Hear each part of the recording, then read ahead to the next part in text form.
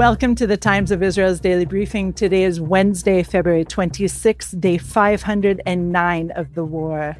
Amanda Borschel-Dan here with our diplomatic reporter, Berman, political reporter, Tal Schneider, and reporter Sue Sirks for a very packed program. Hello to you all. Good morning. Good morning. Hi, Amanda.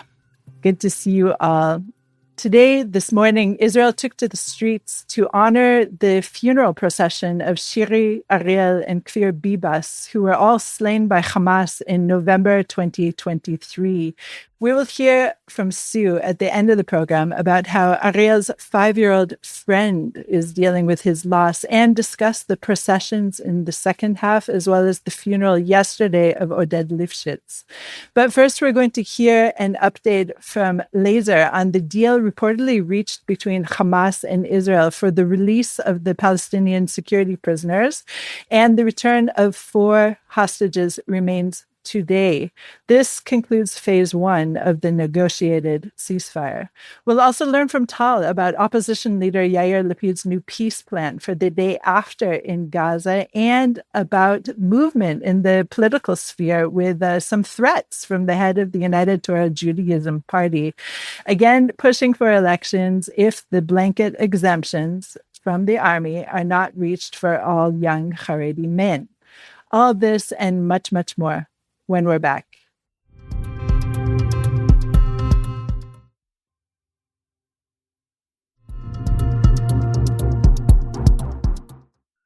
So last night, Hamas and Israel reportedly reached an agreement for the release of 4 Israeli hostages' bodies and 602 Palestinian security prisoners. We were told this, Laser, you were told also from an Israeli official, as well as the Hamas statement. So, Laser, what do we know so far this morning about who will actually be released in terms of the remains of the Israelis? So we haven't gotten the names, but there were, over the past few weeks, it was pretty clear who was on that list. We know the 4 that were released last week, so it's just the 4 that were remaining on the list. I don't have those names in front of me, but we have had lists. We've put up that list in the past after every release that has happened so far. Basically, as you said, we're getting to the end of the first phase. The question is, what happens now? There was tension over the around the last release when the Bibas family was released. There was anger in Israel that that Hamas continued to do those grotesque ceremonies before releasing the coffins. I'm sure a lot of people saw them, crowds, music, displaying the coffins, propaganda statements on the stage, on the coffins themselves, even inside the coffins. And Israel has said that Israel didn't release the 602 prisoners, Palestinian prisoners it was supposed to release, and said, we're not going to do that until we have guarantees that you're not going to play these games anymore with the bodies this time, and that they will be released and turned over in a much more respectful fashion. So this time it's going to go through Egypt. So I don't expect there to be those ceremonies. But as I said, we're at the end of the first stage. So what happens now?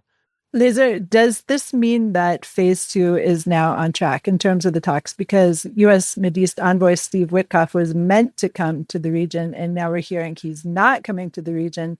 So what's happening there? So Witkoff was supposed to come tonight. He's postponed his trip, but he said yesterday that he was still going to come in the coming days. An Israeli official told me it just makes sense for him to come when things are a little bit more ripe. So I think that means that they want to make sure that this final turnover, this final handover of slain hostages happens, and then they can start thinking about what comes next. Is phase 2 on track? Absolutely not. Absolutely not. An Israeli official told me yesterday that there's 3 options that Hamas can choose from. It can continue to release hostages. There's plenty of hostages still in Gaza. And if it does that, the ceasefire will continue. That's basically, effectively, an extension of phase 1. It can go to phase 2 if it accepts Israel's demands. Israel's demands, as they always have been, are the disarming or the disarmament of Gaza, the demilitarization of the Gaza Strip, Hamas's leaders at least go into exile, And Hamas has no leadership roles, no governance role in the Gaza Strip anymore. If Hamas agrees to those terms, and obviously it's very, very unlikely that that happens, then we move to phase two, which means the release of the rest of the hostages, the living hostages, and a full pullout of the IDF and end to the war. The third option for Hamas is if they wait until next Saturday, so March 8th, and they still haven't given back any more hostages after these 4 bodies, then Israel will consider the ceasefire over, and then this starts moving toward back to war, back to full-scale war. And the official told me that in ways that have been quite different than the way Israel has fought in the past. You have a new defense minister, you have a new chief of staff, there's no weapons holdup from the U.S., and you have full legitimacy, the official said, to go back to war. So if indeed war happens, Israel is saying that it is going to be even more intensive than in the past, and it's up to Hamas to choose which future it wants. Laser, thank you for all of these updates. I'll let you go now. Thank you. Thank you. Now, Tal, yesterday, Opposition Leader Yair Lapid presented in Washington a day after plan for Gaza, which envisioned an extended Egyptian guardianship of the war-torn Strip. He said, Israel cannot agree to Hamas remaining in power. The Palestinian Authority is neither willing nor able to manage Gaza in the near future. Israeli occupation is neither desirable nor possible, and a constant state of chaos is both a security threat and a humanitarian disaster. So according to the plan, as we're hearing it, it would have Egypt take responsibility for managing the Gaza Strip for 8 to 15 years. And Tal, I just have to ask you, forgive me if I'm wrong, but I haven't felt that trust between Egypt and Israel is at an all-time high right now. So how could this possibly take place? So, as you said, Lapid made this suggestion while visiting in Washington, D.C. It's one among many plans that are being put on the table at the moment, engaging Egypt in the solution. A big component of Lapid's suggestion is to eliminate Egypt debt to the world, to the international community. Egypt is under heavy debts because, when Trump suggests that Egypt will be engaged in taking in the Gazans, and if not, he will, stop U.S. assistance to Egypt, that's not a huge, big, chunk of money. It's only around $1.5 billion a year. It is a lot of money, but, if you compare it to Egypt budget, which is around $110 billion a year, it's, they can live without that aid. But eliminating the debt, as Lapid suggested, that's a big step. However, I do not think that the Egyptians will be happy to, how would you say that, sell off their Palestinians' neighbors, right? For money. It doesn't make sense to them. And also the Egyptians, from the beginning of this process, but, even before the war, they kept on saying, basically, this is not our problem. This is your problem, not ours. And what Lapid is suggesting is for the Egyptian to take this as their own problem. And when you say guardianship, it means that they will be the occupier, if you may. They will manage Gaza, all civils aspects and military aspects. They will make sure there are no guns in there. They will make sure there is a civil administrations for 8 or 15 years. It seems to me that the Egyptian will not go for anything like that, except when you have a Palestinian state at the end of the process. So this is a very big concept that the Egyptians will keep on saying, I suppose, for generations. They want to see a Palestinian state. They don't want to see an Egyptian state in there. So this suggestion is interesting, but it has a lot of problems. And we did not hear any formal comment coming from Egypt yet. Okay, Tal, let's turn to more domestic issues. And the head of the United Torah Judaism Party has threatened to basically not pass the budget, if I'm understanding the threat properly, because the budget is meant to finish all of its clearances by the end of March. We're far from reaching that state right now. The end of March is a huge, huge amount of time in Israeli political life. But do you think that this threat is in any way, I don't know, realistic at this point? So this government has 30 days to finish off the 2025 budget, unless if they don't do that, it's not just a shutdown, as you may know with the familiar term, it's also a dissolvement of Israel's Knesset and election. An election will take place on June 25 if budget is not passed by the end of March. This is the implications. Now, Goldknopf, who is the housing minister, he says if we don't finish off the draft bill, actually meaning an exemption bill for Haredi young men, if we don't finish it off before the budget, then this government is done. I'm dissolving, I'm stepping out. And, he has 6 seats. If he is out, then Netanyahu doesn't have a majority and is unable to pass the budget and so on and so forth. This is a threat he put on the table, I think, in order to make sure that the exemption bill, meaning no draft for young ultra-Orthodox men, is being enacted. The problem is that many people in the Likud and in other parties, as like the religious Zionists, they don't want to just give exemption to the Haredi young people. They want to enlist them. And there is division inside the coalition on that. And because of these divisions, they are unable to come with any type of solution. So Netanyahu's suggestion for Goldknopf or the United Torah Judaism is just let's pass the budget and we'll just do it. And this government will have, a year and a half more and we'll deal with the draft later on. And to that, Goldknopf says, no, I've been through that before. If you don't do it now, it's never going to happen. So, I mean, you have to ask yourself, is this a real threat or is this just playing around politics?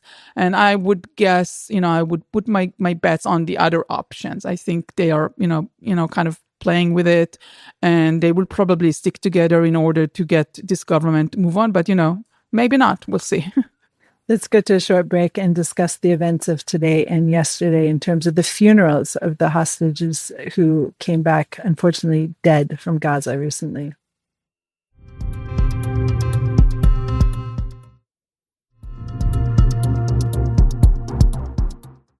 And we're back. Family, friends, and the president on Tuesday eulogized Oded Lifshitz, who was the 83-year-old peace activist who was taken hostage on October 7th, 2023 from Kibbutz Nir Oz and slain in captivity.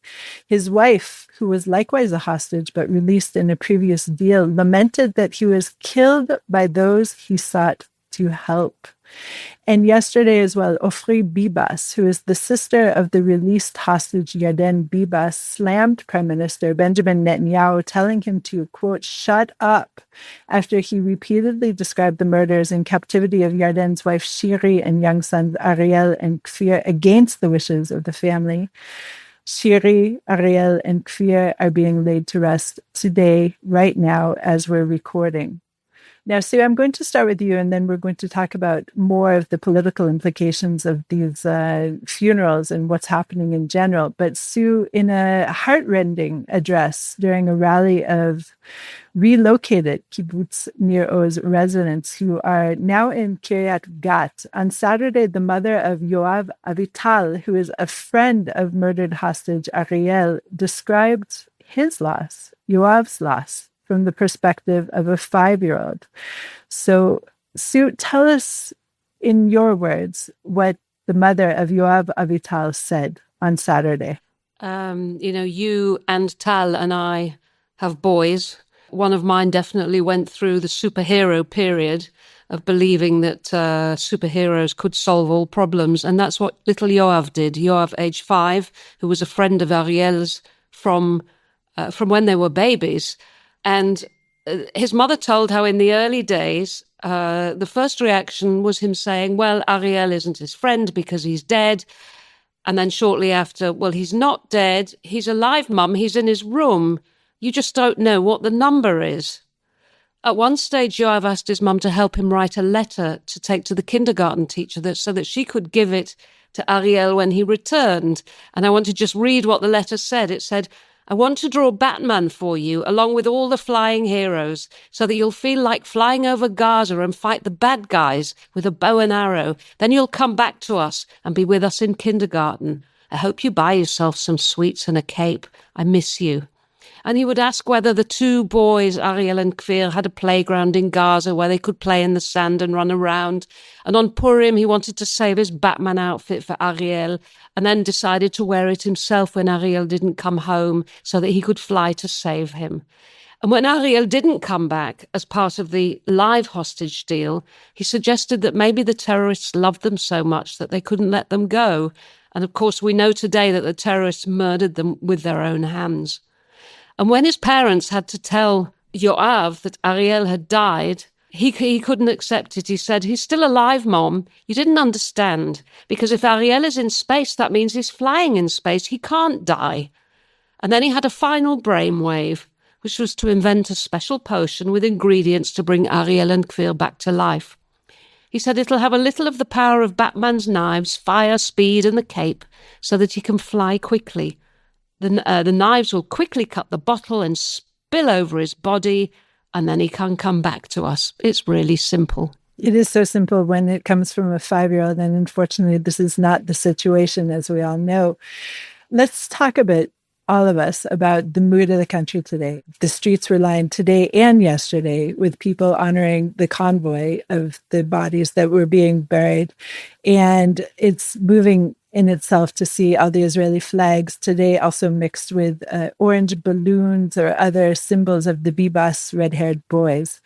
And of course, the very fact that Oded Lifshitz, for example, was such a peace warrior and was killed by those he had sought to help is something that is so devastating to swaths of the country. Tal, first of all, just comment on this, the fact that this peace warrior was killed, murdered at the hands of people he tried to help. Right, devastating moment for the country because, as you may know, not too many liberals and lefties are left after this war. And you know, when you visit Nir Oz, and I visited them about a month ago, you still have people in this kibbutz who still believe in peace and in coexistence between Arabs and Jews. When you talk to people, I've talked to Avram Klangbel, 80 years old. Many of his neighbors and friends from early days were either kidnapped and murdered on the day of the massacre. Avraham, I said, and he's 80, as I said, he was, looking through the window to see all of his female neighbors, Adina Moses, and all the name, Yafa Adar, and so on, being kidnapped. And of course, it was dear friends of Oded Lifshitz, and they still talk in terms of peace. They think up until today, and this is the legacy of Oded, that wars cannot solve problems and cannot solve conflicts. And even when you have such hatred on the other side, you still have to aspire to a better world where Oded Lifshitz is driving kids from the border with his car, Palestinian kids, Gazan kids, to get cancer treatment in Israel. This is what Oded Lifshitz has been doing for his entire life. Now, it was very present at the funeral yesterday. And also, I just want to talk a bit, if that's okay, Amanda, about what we're seeing today. When we are recording this chapter, I have my TV live on my other side of the room here, and you can see the roads, the highways, the streets of Israel filled with people who came with flags and signs to support the Bibas family. I don't think we ever seen a sight like that where you see like the solidarity and the sorrow of the people, of the Israeli people. They couldn't gone to the funeral because the funeral is taking place in this very, very small, tiny community down in the south. They don't have a space in the cemetery for so many people. So the Bibas family suggested, if you want to take part with us in this, very, difficult hours, maybe you can take to the bridges, highways, roads, and you see all along the way, like a 1-hour drive, huge amounts of the public coming out with flags and supporting signs. And that's a very tough day today to see a woman at the age of 32 with her babies, one at the age of 5, the other one 9 months, and they're all going to be buried with her parents, Margit and Yossi Silverman, who were murdered in the massacre in Roz. So you're going to have 5 graves at the same location from the same family, and only Yarden to survive this. So you've been doing a lot of work with the people who survived in the OTEF in the Gaza envelope. And you're also looking into, I know you're still working on this piece, the issue of the orphans from those whose parents, 1 or 2, were murdered during the massacre. The Bibas family has become a real symbol because of their innocence and their, just the terror, the sheer terror that was captured on film when Shiri and the boys were kidnapped. But there are so many families who were destroyed on October 7th. And the orphans themselves are fighting for recognition in a way, it sounds like to me from what you've told me off mic. Tell us very little bit about this that you're working on. I think there's a big contrast between children who've been orphaned by parents who've died in military service or in the security services, because there is a veteran organization, the IDF Orphans and Widows Association, which looks after these people and has been doing, for many, many years.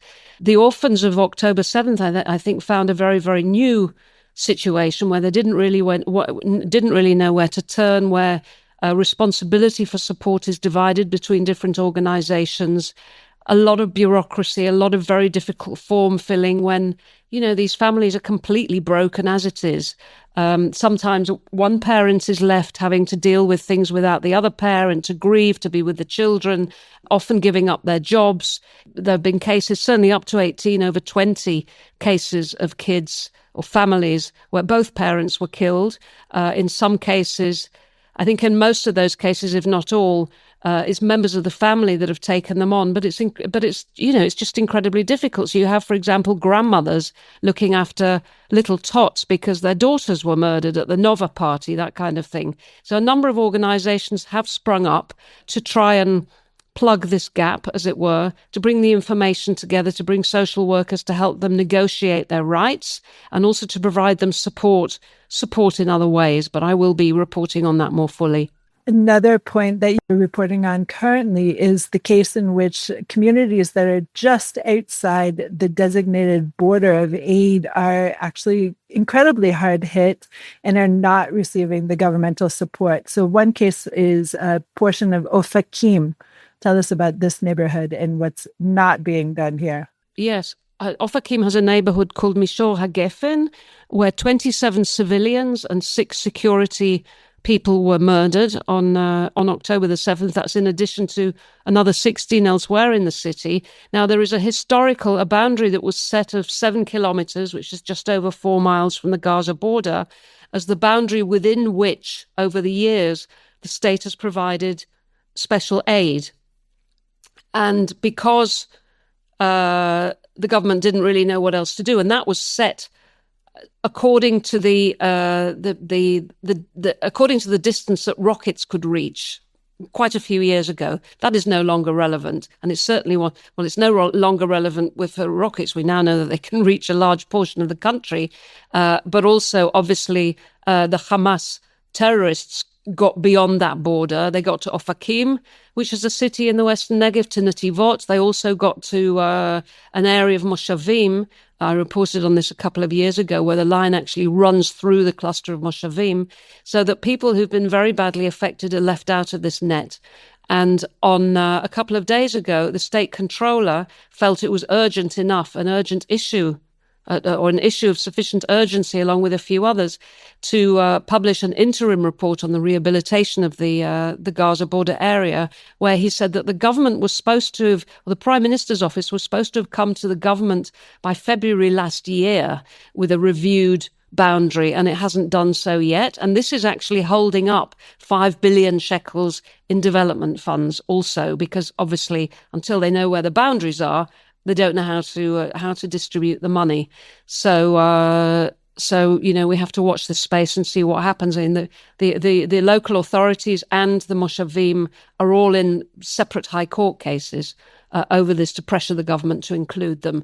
And there has been talk, certainly, of the government giving them special funding, taking it away taking it out of the existing Takuma budget, which is the existing budget for the rehabilitation of the area, which is a total of 19 billion, of which 5 billion is for development.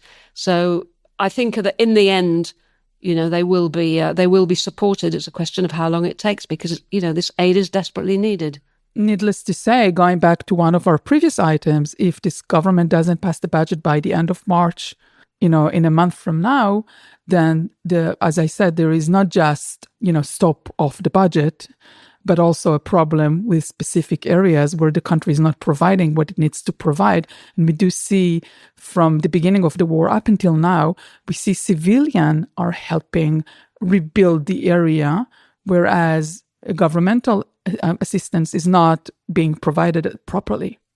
Right. And Tal, Sue is definitely reporting on that as well. I thank you both for joining me on this day. And as you noted, Sue, we are all mothers of sons, but children. And it is definitely one of those days that you just want to hug your kids a little more closely. So thank you, all of you, for joining me today. Thank you.